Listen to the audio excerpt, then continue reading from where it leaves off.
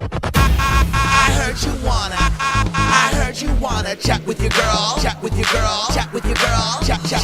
Business and beauty, come and confess how you make your money and say yes to the gas.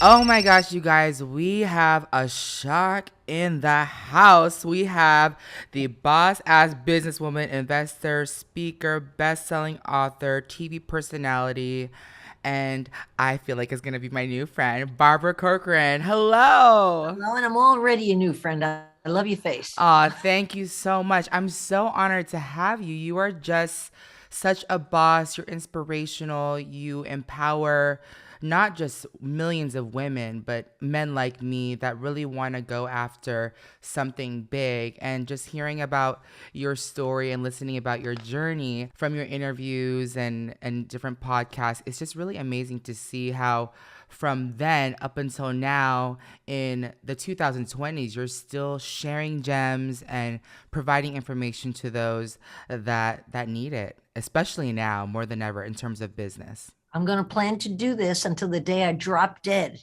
And then it's all over.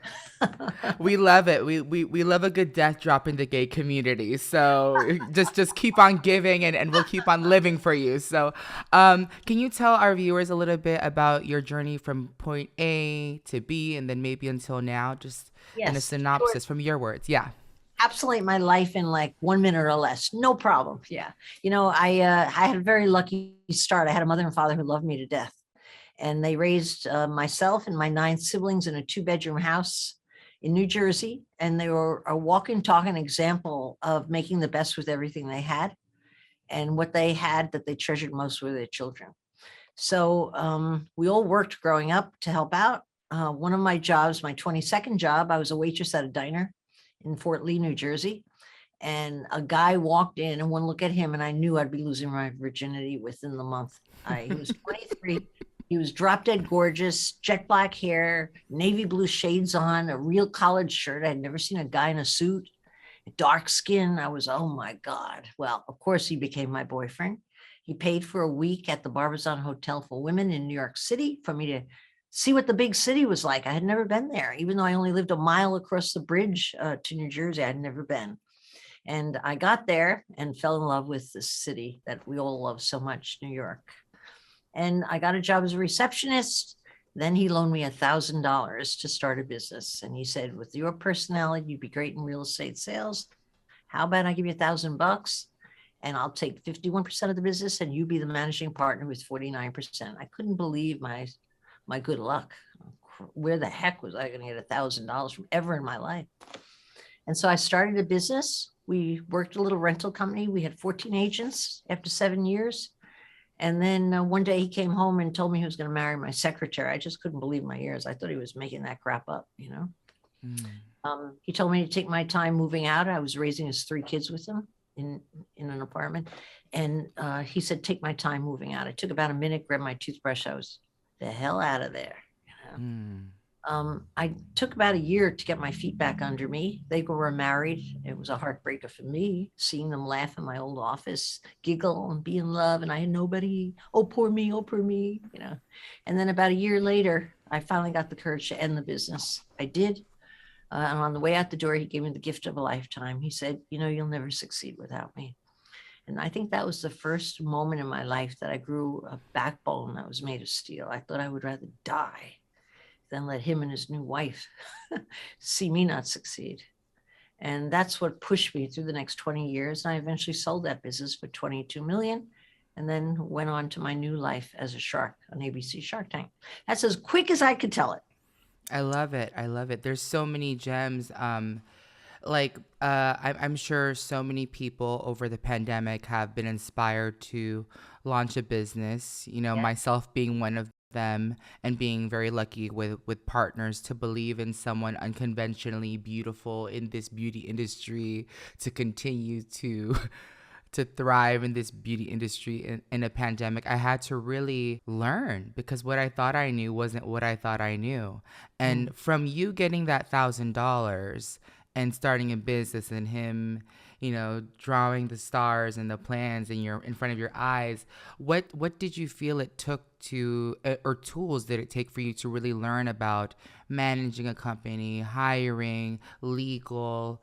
It seems so much, especially nowadays. Honestly, there's not a lot that's important though. When you run a business, hopefully you're learning every day something new, or you're not pushing your business ahead. And I'm sure you could give me examples of that yourself. Mm-hmm. I think the most essential thing is that you have ambition. If you don't have ambition, you might have passion, which a lot of people have. It burns out very often. Ambition is the blind desire to be who you set out to be. I set out to be the queen of New York real estate. And it seemed unfathomable at that big boy network with the giant firms. They didn't even see me, never mind take me seriously. I was invisible. But what a role ambition plays. And if you're going to have ambition, the talent I think you need, and I'm sure you could testify to this too, and will testify again and again, is you have to have the ability to bounce back from failure. Because when you're building a business, things don't work the way you expect, certainly not in line with a business plan, which is like, for a lot of people, a waste of time. But when you can bounce back like a jack in the box that you shove down, they head down, you bounce back up and say, hey, hit me again. That's the stuff that will get you to the finish line.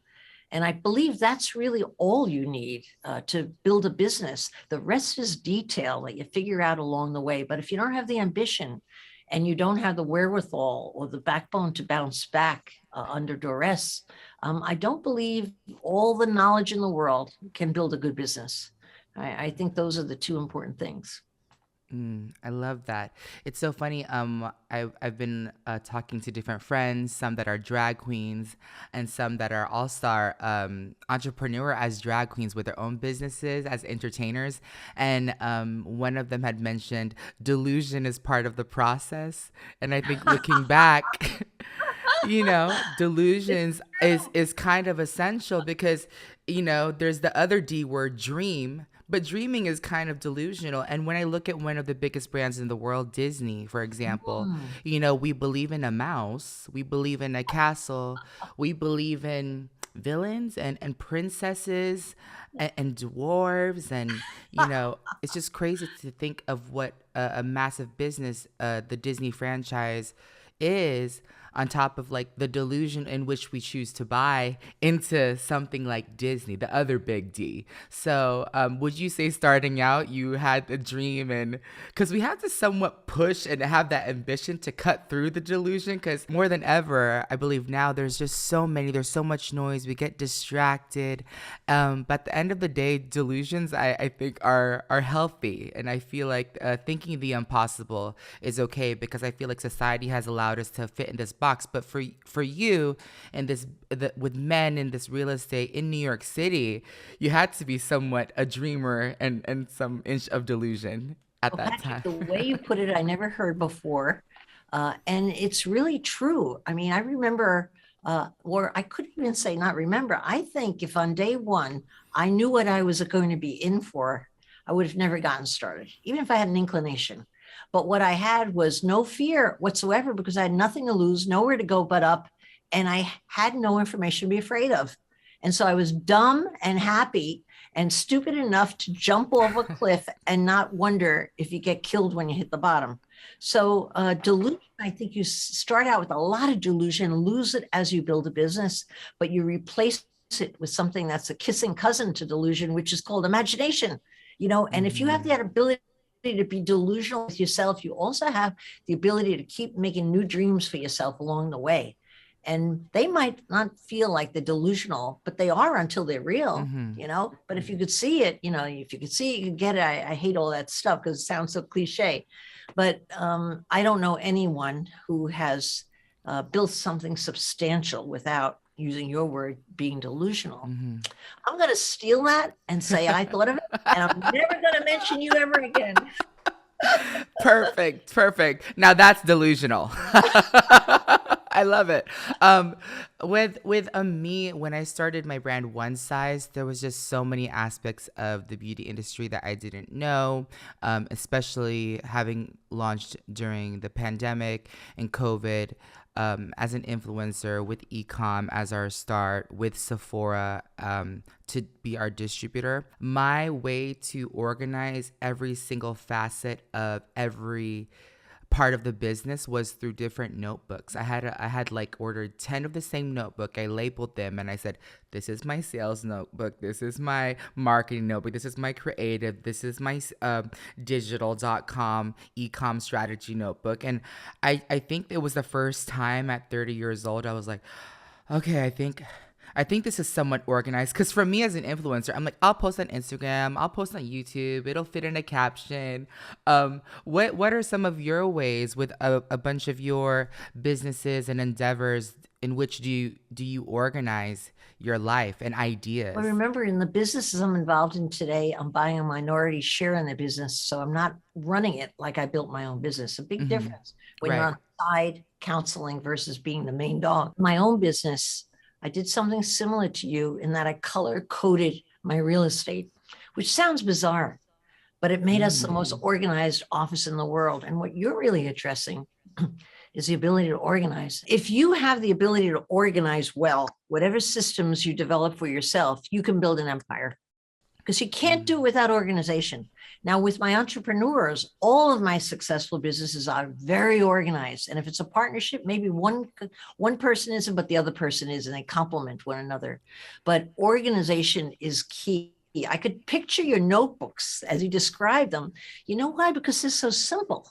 It's like one for this, one for that, one for that, separate pieces of material, So how can you get them mixed up, And anybody else could pick them up and get what you're doing, And that's the foundation of any great business, the organization of it.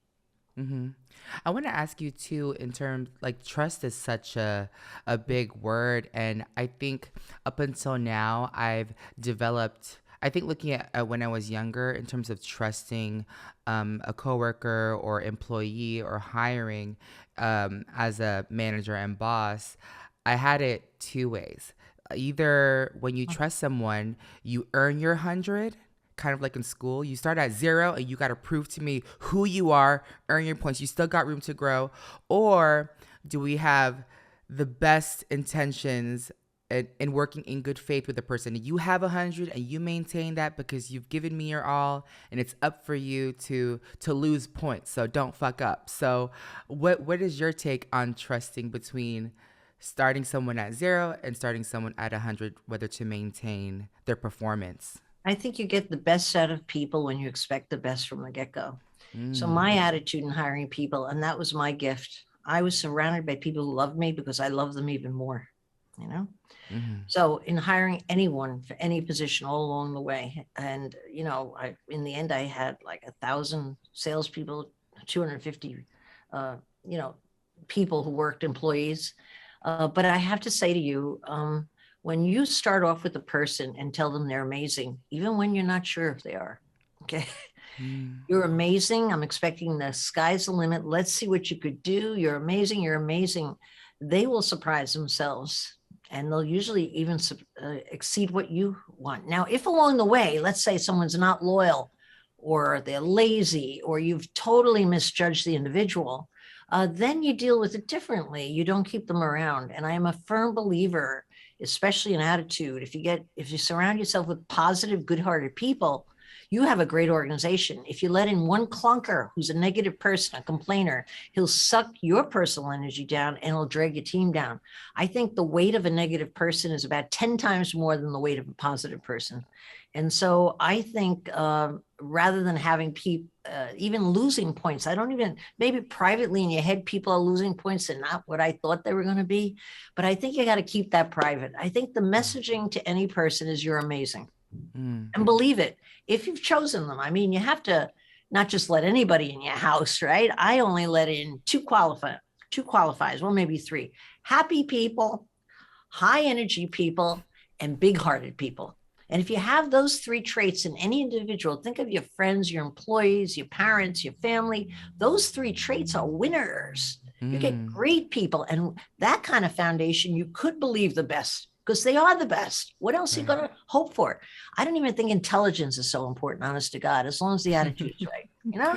That's Yeah. so true. That's so true. With I think when a lot of influencers have seen the amount of success in business and continued success in an industry that, you know, give or take is like 3 to 5 years of a Wow, really? lifetime. Whew. Yeah, I feel like in terms of turnover, because we see like the demographic getting younger and younger in terms of Mm, the partners and influencers getting paid thousands of dollars, 5, 6 figures it's before they're amazing. even 18.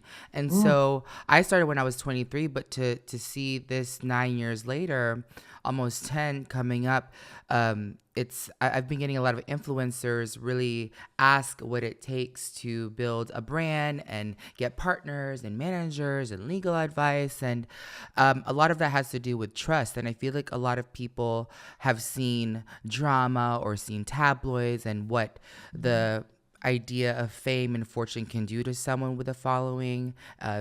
Peers are jealous if they're not as popular as you, because everything is of value, whether that's how many followers you have, the opportunities you have, how much money you make. It's evident online when you're on social media. And so I try to tell everyone to leave the personal feelings at the door, because this is a job that they're aspiring to have, and sometimes the lines get blurred.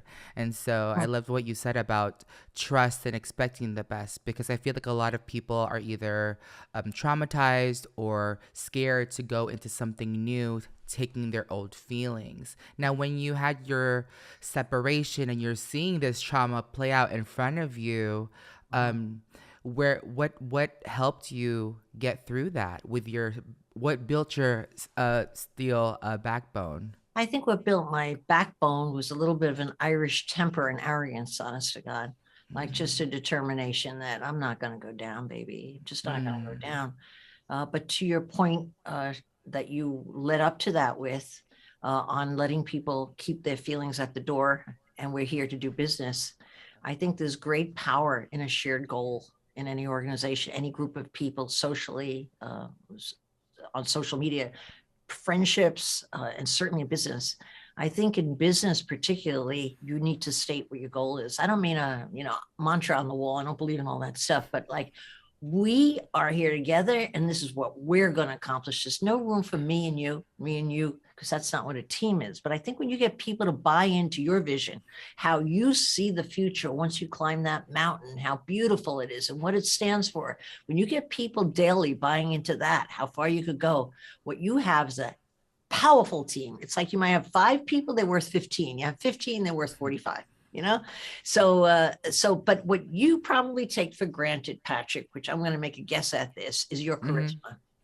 The charisma card, when people like you deserve to be liked. It's not just because you have a good joke, but you deserve to be liked because you're a good-hearted, nice person, and that ricochets around your company, and it is a power tool in building a business. And I am sure if I were to interview the people who like you, I mean, who couldn't like you unless you're hiding something? And I'm not easy to fool, but who couldn't like you and who wouldn't want to go to your party and play with you? And that's the feeling that surrounds your business from what I pick up. It doesn't seem like much work. I'm sure you're working your ass off, but it mm-hmm, sure looks like a good time. You know? mm-hmm. That's an extension of your personality. I'm sure of that. You can't Oh, thank you can't have that if you don't have it. You can't make it up. Thank you so much. Thank you for that. I remember, I believe I heard or read that you were dressing for the part, and there's that, quote, dress for the job that you don't have rather than be undressed when it's there. I So hadn't just heard the stay second. ready. Yeah, then, yeah, be prepared for something that you don't have rather than be unprepared for something that is in front of you. Miss Universe Philippines 2015 Pia, she said she was already walking and talking like a Miss Universe, and you, Barbara, have been walking and talking and living this role, and me as this influencer growing up. Was there ever any shadow of a doubt or imposter syndrome, or do you know of anybody or have any advice? I'm also asking a lot of these questions for me because as a gay plus size, brown man, I've been groomed from marketing that a certain type of beauty is celebrated in my upbringing, whether that be in media, magazines, television. And so to see partners invest in me, to see fans invest in me, or Sephora like listen to me, I'm like, do I dress for what they want to hear? And it wasn't until recently where I said, you know what, I don't have to be buttoned up and so formal and commercial and speak their language. Because when I stepped into this corporate society, it was very intimidating because I didn't know all the lingo and the acronyms for everything that they're dropping. And here I am trying to match the level of energy and expertise, and I doubted myself. And then there came a point where I had to speak with consumers, and I just started being myself, and especially a lot of these digital FaceTimes.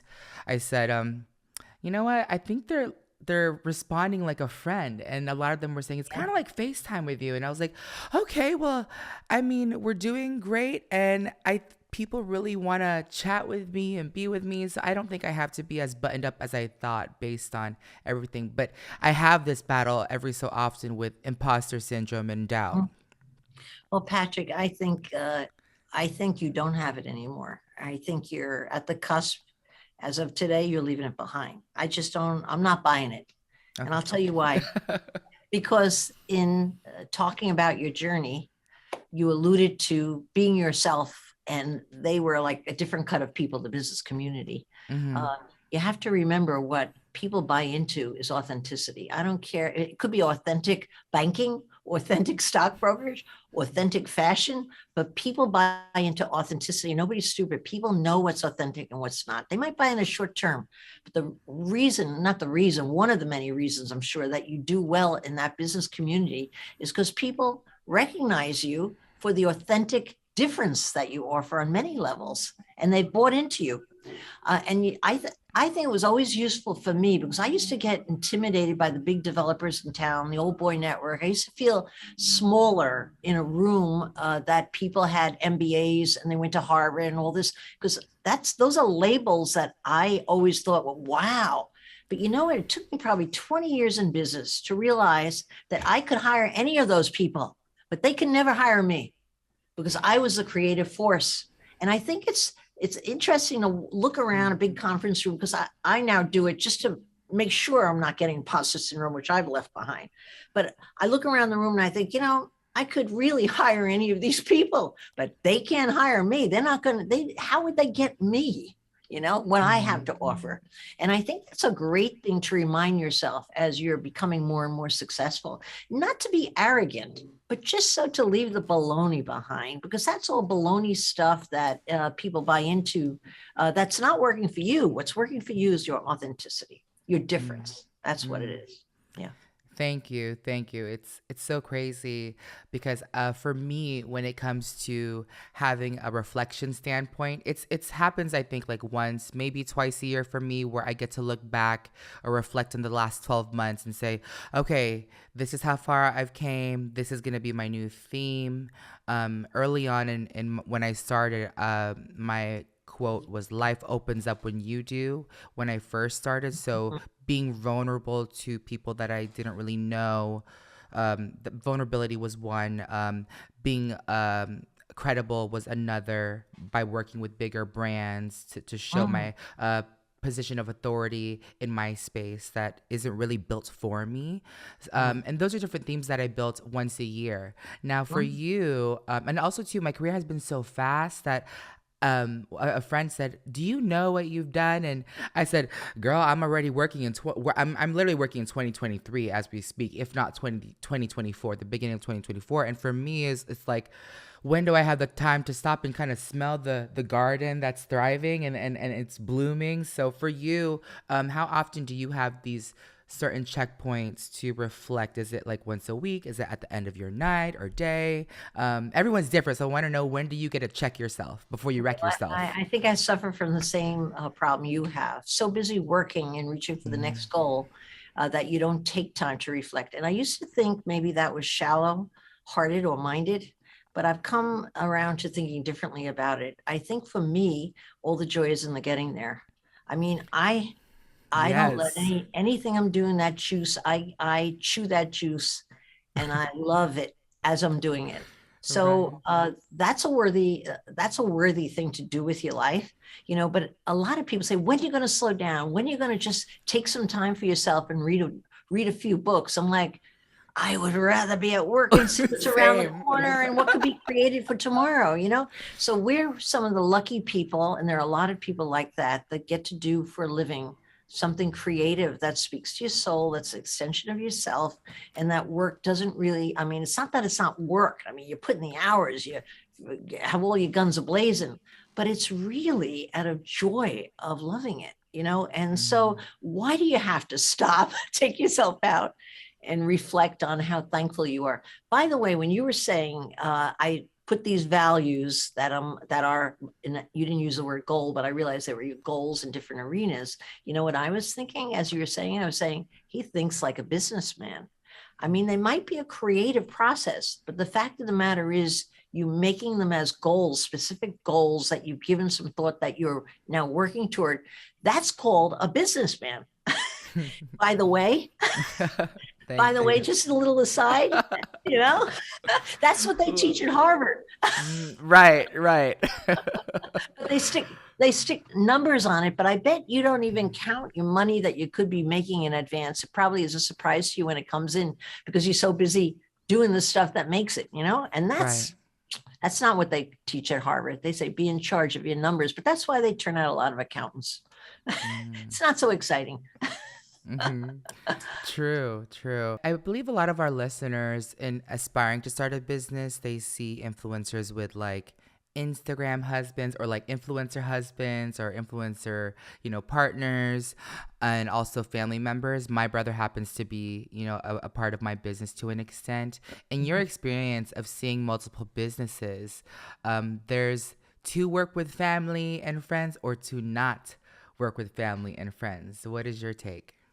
Well, I'm strictly not work with families and friends. Now, remember, I had 9 siblings. We were a year and a half apart, so we were close in age. Mm. Uh, my siblings are all successful. They're all hardworking. Well, my parents worked like crazy. So what did you expect? They all have Mm. imagination. They've all, 8 of the 10 built their own businesses, so they're capable. But in my younger years, when I had siblings who wanted to come and join the fold, because I was in Mm. business 4 or 5 years, it was going someplace, it was exciting. And boy, did I need loyalty and did I need help. It was tempting, but I never did. And you know why I never did? Because I didn't want to have to fire someone who was in the family. And I knew already how important it was to fire someone who could not perform. And so I stayed away from it. I also was on a lot of boards of large businesses in the city, 10 years into the business, when other members of my family wanted to join my firm. And I sat around at their board meetings, rather than talking about their business, they were whining about their cousin, their uncle, their father, the brother, all involved in the business. So for me, I thought to myself again and again, thank God I don't have anybody in my business.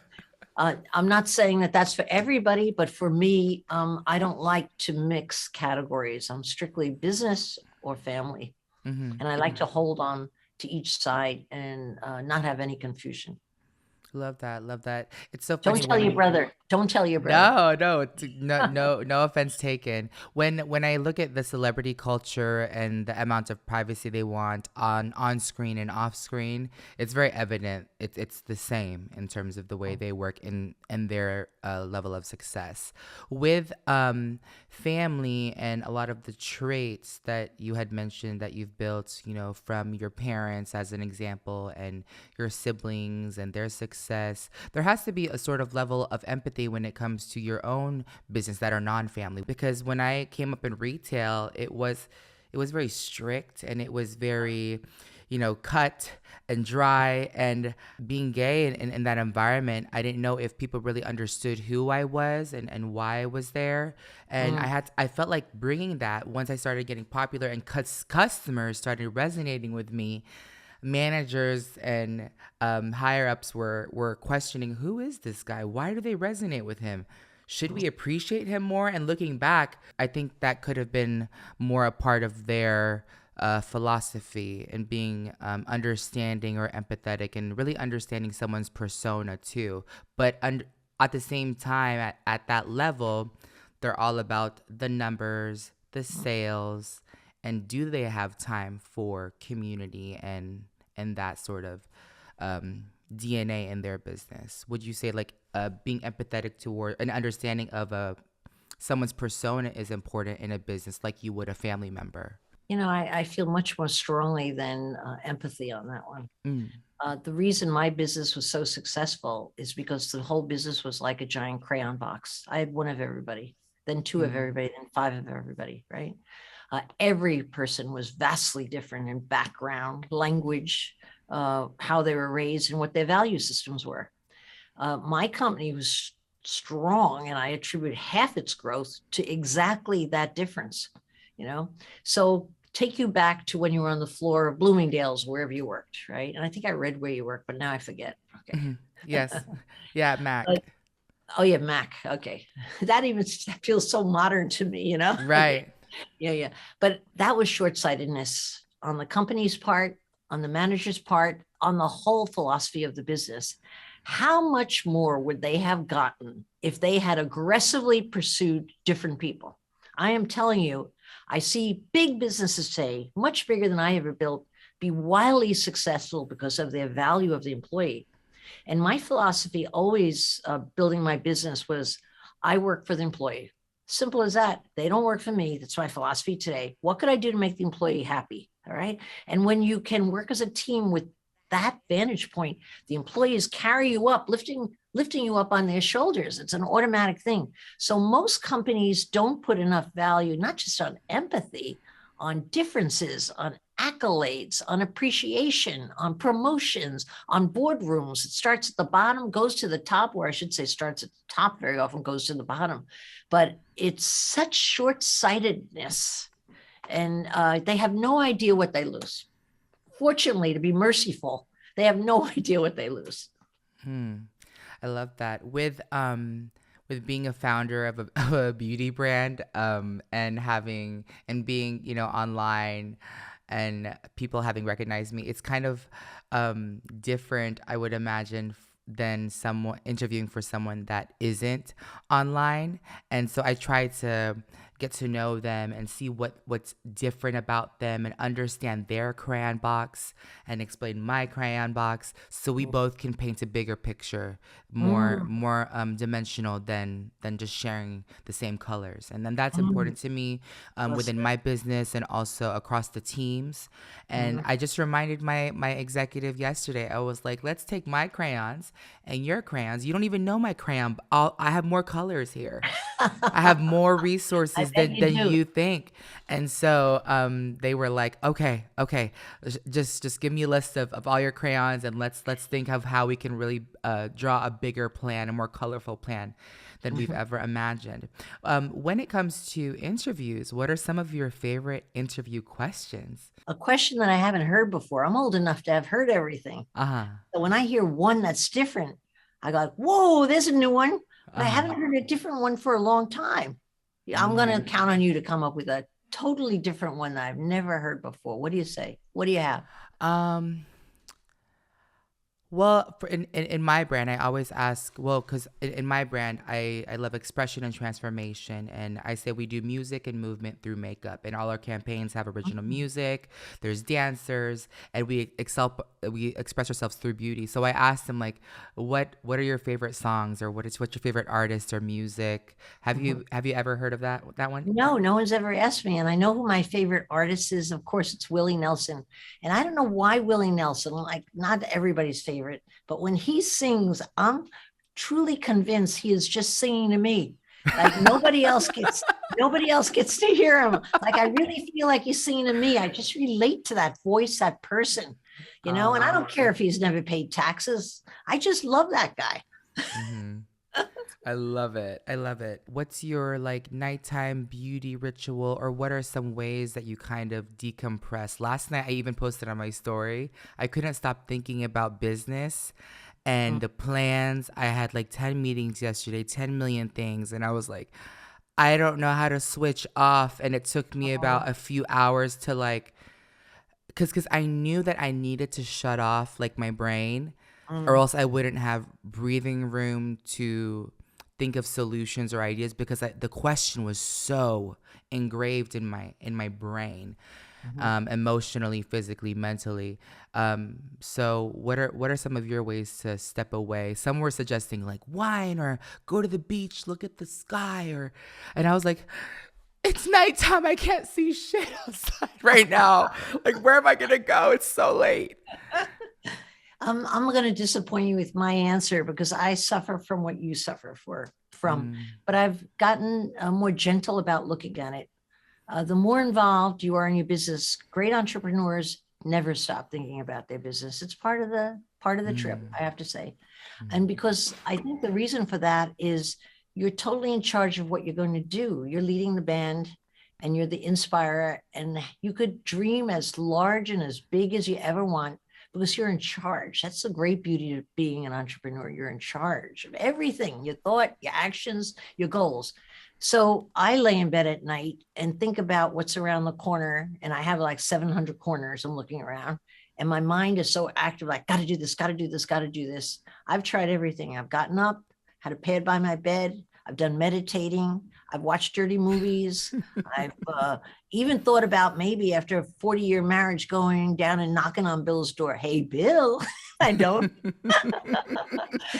But can I tell you, I think what's important is not so much you be self-critical about that kind of a thing. And I've recently tried yoga with that guy, Jeff, on Calm. I love that guy. And it helps me sometimes, but it doesn't help me. But now I'm of the thinking that, thank God I'm so excited. And I think I need very little sleep. That's what I've concluded only recently. And I have enough fun with family and friends. I take big vacations. I take them often to make up for the enormous pressure of the workload that I self-impose. And so I've gotten okay with that. But, I've lived a lot of years longer than you, Yeah, I'm not fighting myself so much anymore. I'm on the acceptance phase in the last 10 years of my life. I can't wait to get there. I really can't wait. I love how you really are in tune with like your feelings and have been through, a sale, with that huge, when you sold your business at that first point. And you're now on the other side giving that to opportunities to them. And I had that feeling when I was able to partner with my investors for the brand, and it was scary, it was riveting. I wanted to throw up, and I was just like, I don't know, I don't want to take it, I don't know, it's just so crazy, I'm scared, like what are they gonna do to me? Like so in beauty there have been major acquisitions of founders that I know, like Jamie Kern-Lima from It for 1.4 billion, and Jared from Too Faced Cosmetics for 1.4 billion, I believe, one or the other. I don't think I've ever gotten the chance to really ask them what goes through your mind and your heart, and how do you really come back to reality and comprehend these things, and what was like that? What was that like for you? Well, I think it's a good question for me to weigh in on. Surprisingly, when I decided to sell my business, I decided in one day, and 1 month later, we had an offer that I worked up that was a very good offer, and we were closed in 2 months later. Quick by anybody's standard. Wow. Okay? But what I never paused, and maybe I should have paused this one time in my life, I should have paused and thought, what am I going to do next?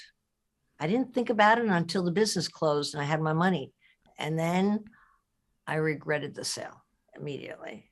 Not because I wasn't interested in $66 million cash. Finding my receipt at Citibank that morning, noticing I had $44 million in my account, like, whoa, it was a deal of a lifetime. Okay. But on another end, I had sold my family.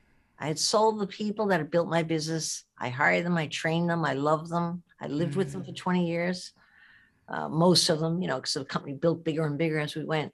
I had a lot of notoriety. I was known as the real estate lady in town. And all of a sudden, in my mind, I was faceless with no family to belong to. It was very difficult. I wouldn't say I was depressed, but I was as close to depression, I think, as somebody like me gets, until I was able to reinvent myself and start all over again. I don't think there's any replacement for a large creative project that you're in love with, building a family that becomes maybe more your family than your own family in short order. And so I would think, if doing it again, would I have sold the business? Am I happy where I went? Of course. But would I have given some thought to, maybe a minute of thought, what do I do next? I thought I would take cooking lessons from an Italian chef and be happily ever after. That lasted a week. And then I'm like, okay, what do I do now? Yeah. So it would be interesting for you to ask your peers their reaction. I would be surprised if I found their reaction was that different than my own. You don't know what you got till it's gone. Not that you shouldn't sell it, because it gives you new opportunity with the money, but you don't know what you got till it's gone. I've never thought about it that way. I believe with Jamie, I had congratulated her and asked her, and seen interviews, and her goal was family. I think she had no time or place or environment to raise a family with her husband. And so that, and connecting that idea with her faith was like really loud, I got it right when she said it. And so I can imagine that was what she did. And she's inspirational, just like you, empowering female and in business. And to hear and see that for her was like really, really crazy to me, because I can imagine you just go and nothing stops for you. No, but you know what I have been very, very good at my entire life is vacations. I have made sure I had a hard stop. Every 6 weeks I went on a vacation, which isn't so easy when you're building a business. But you know what it did also for me? I would put random people in charge of the firm, just random, leave it in their hands for a week. And I discovered all of my management talent all along the way. And also I learned that if you say to people, I'm not worried, don't call me, you'll figure it out. You make the decision. They make a more careful decision than I'll ever make. Okay. So I was very good at making sure I have fun. I give parties, much like you. I don't think they're as wild as yours, but I try my best. But I have very close friends, and I do have 2 children, and I have a lovely husband that will drive me to drink one day with, I think I'm already drinking. I forgot about that.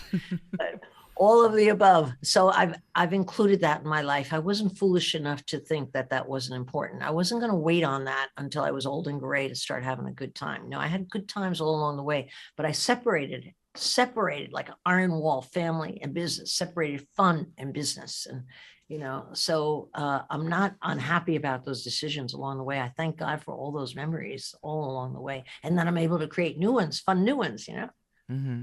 Yeah, it's so funny because I've been doing photo shoots and campaigns and videos. We just shot my new blushes called Cheek Clapper. It's cheeks, but like twerking, like blush that slaps. And you can imagine the dancers just twerking and vibing and throwing ass, and we're slapping blush on our face, and it was just a spectacle. Whoa, And fun. It's people out there were. now? Yeah, It's out there now yeah, already? yeah, it's out right now. Yeah, cheek clapper, clap your cheeks, and it was about twerking, and it was really, really fun. I was at the shoot, however, and not to say that I wasn't happy, it just wasn't something new, and I'm there, managing like the dancers, the casting, the content, shipping is, millions of dollars air freight right now with COVID happening. And I'm like, okay, I got to deal with this. And then you want me to learn a dance, and you want me to wear a wig, and you want me to cinch my waist. I'm like, God dang. And I think looking back at the campaign video, it looks great because the editing was amazing. Sure. But the energy in which I was experiencing wasn't as fun as it probably looks. And that's just my pure honesty. And having done this for a very long time in front of the camera, I want others to experience that. So I said less me, more we. So whenever I see these experiences come to life through whether that be my models or employees, it brightens my eyes because they get to see it through a new lens and a new Mm. perspective, how they get to enjoy. And the dancers were saying, wow, I just moved here. Thank you for this opportunity. And that fulfilled my heart because Oh, of I course. remember the first few times I was on TV or cameoed in a movie or like on a campaign, it was so riveting. And I feel like vacations are a very important part of that because I could imagine it's something new for you. So do you pick like a new place or do you go to the same spot? Like what's your Well, I decompressed mean, vacation? I love real estate, as you know, my Mm-hmm. whole life. I love homes. I own a lot of homes. So half my vacations, I go to where I live, one place or another. Mm. But the other half of the vacations, I let somebody else call it and I let somebody else plan it. So I'm surprised because that makes it much more enjoyable for me. I live in a world where I control everything. So Mm. vacation for me, I don't want to be in charge. I just don't want to be in charge. I love that idea. Mhm. Someone on my team listening to this is going to be like, I'm going to go next and pick it. I'm sure my producer would love to pick the next vacation. um, that is so funny. What was one trip that you were most surprised about? It was Calubra. I don't know if I'm saying it right, which is outside of Puerto Rico. Uh-huh. Uh, I was just surprised because there's nothing there. We we had to give up coffee in a week because there was no coffee in Puerto Rico. I didn't get it, but anyway, no houses, just a beach and some trailers that they called rooms, and a golf cart that didn't work half the time, and an airplane that you swore was going to crash as it landed on the island. Oh my God. So all of those wrong things that happened as we packed our pretty little outfits and didn't wear Mhm. any of them, uh, we realized was the best memory of all of our trips so far because we laugh about it. We go, remember, remember. The more bizarre a vacation is, the better chance it has of standing apart from the pack. The more luxurious it is, the better chance it has of fading into the background. I really mean that. Not that people don't like super Mm. luxury, but it's the adventure of a vacation that makes life interesting and fun. It's not the luxury. I mean, I can honestly tell you, I've been on some luxury vacations where I'm embarrassed by the luxury and I can't wait to get out of there. And it's like Mm. boring. But I've been on the worst, raunchiest situation where I don't ever want to leave because it's so real and it's so much fun. It's so Mm. unexpected. So I think I err in that direction because it's just fun. Oh, I love that. I love that. It's so funny because um my brother and I, when we started being offered like influencer trips and we're posting about Mhm. the brand just wants to swoon and just give you every single facet of luxury wherever the destination is. Peter and Yes, I have been to Bora Bora in the bungalow. They're giving us drones and that's there's not bad. I'll makeup go everywhere. next time. Right, right. And it's funny because then the other brands see it and they want to top this other brand and they're taking us to Hawaii or uh Richard Branson's island we went His to. island. Ooh, I Yes, heard we that's nice. yeah, we went to his private island. It's just like it kind of blurs because they're all like tropical, they're all luxurious. It's like the same type of vibe. But so funny Yes. when Peter and I went to Iceland, we were like, where the hell are we going?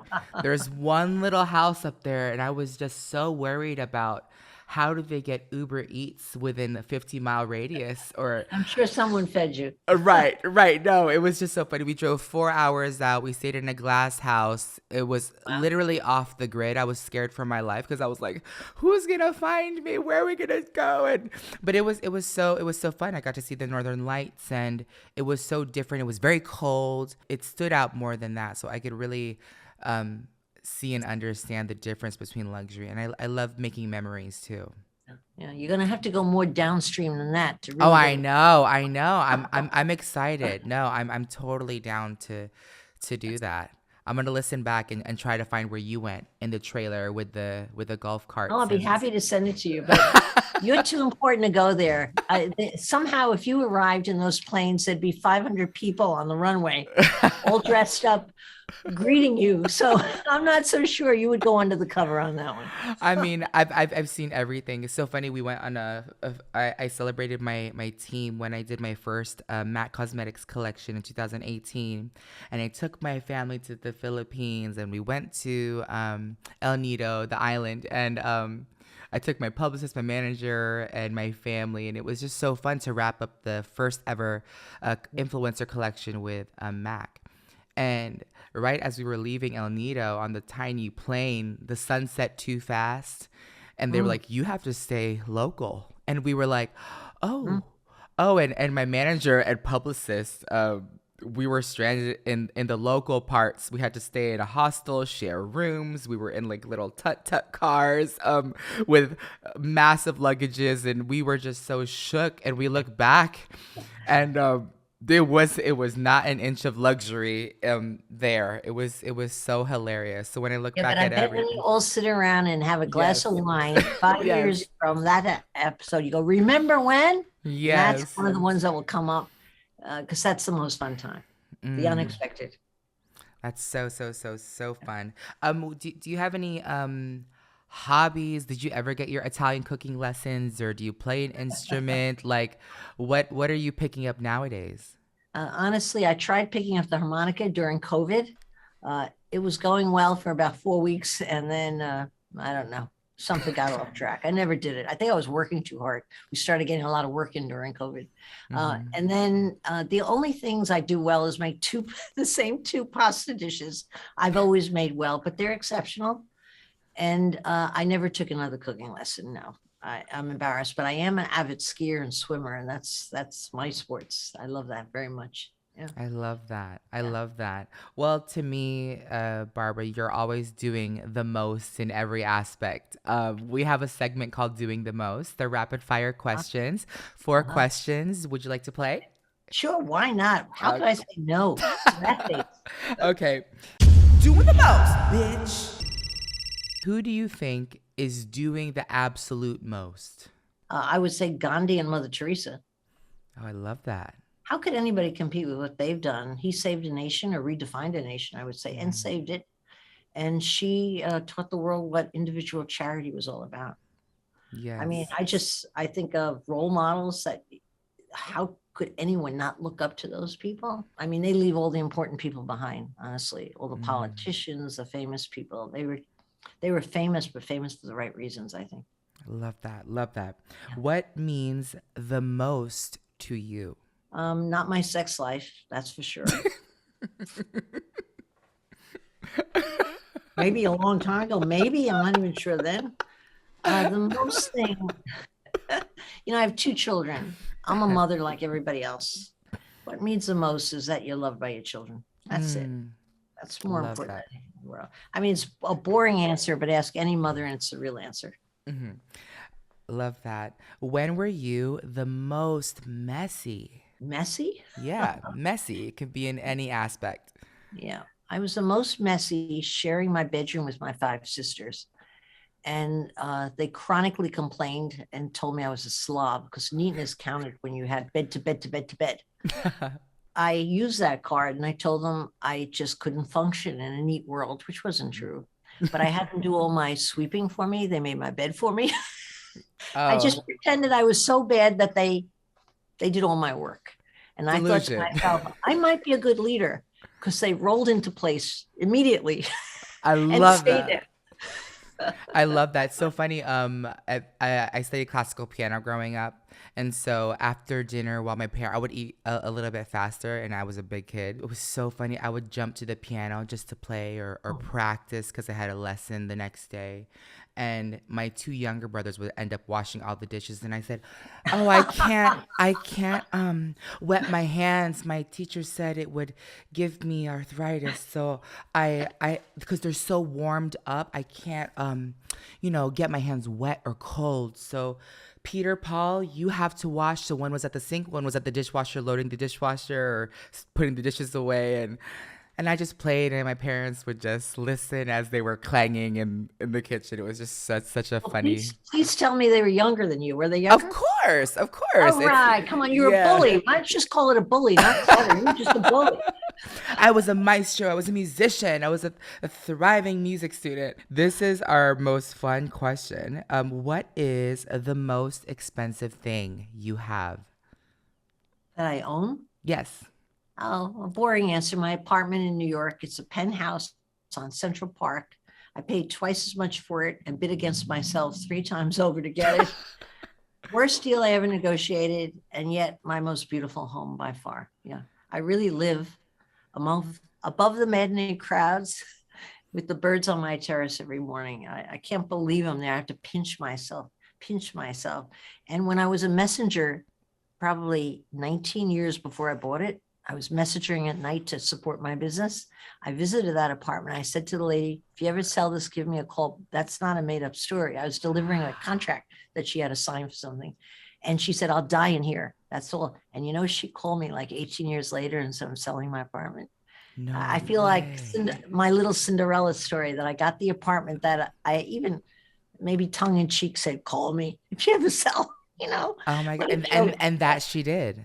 That she did, yeah. Well, I had gained notoriety. She knew I was in real estate. She figured I might have the money. I didn't, but I came up with it. Wow.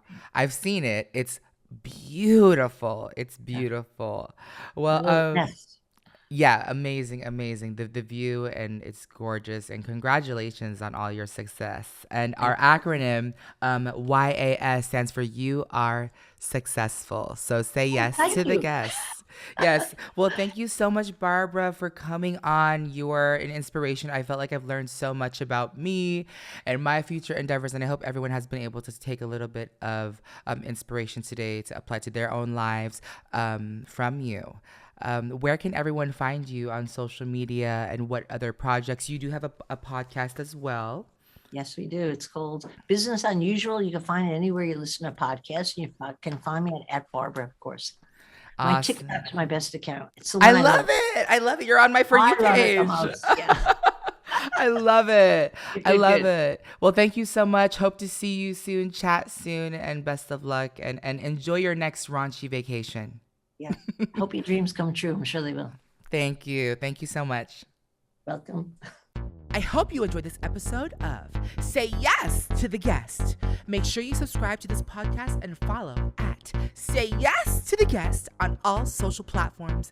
Remember, you are successful. Now go out and be the bad bitch you truly are.